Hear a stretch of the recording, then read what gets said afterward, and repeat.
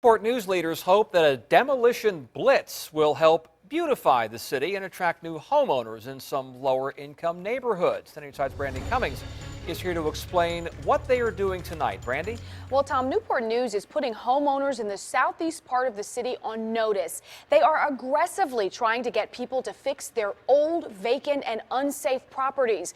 Because so many homeowners have not done that, taxpayers are having to cover the cost.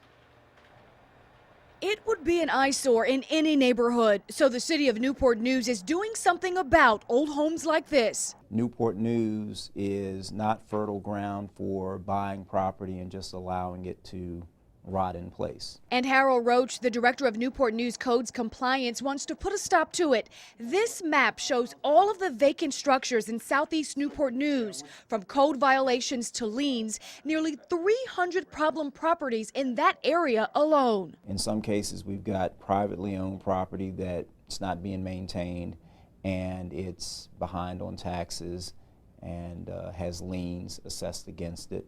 In other cases, we have just vacant property.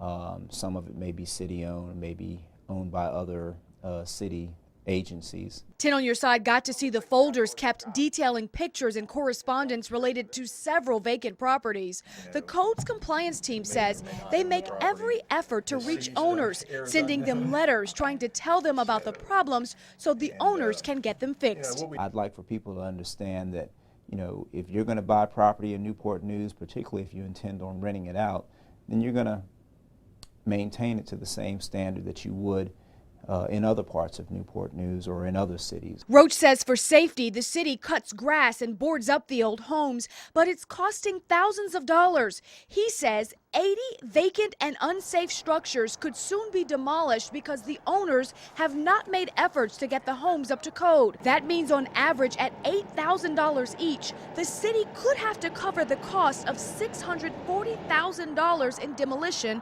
alone.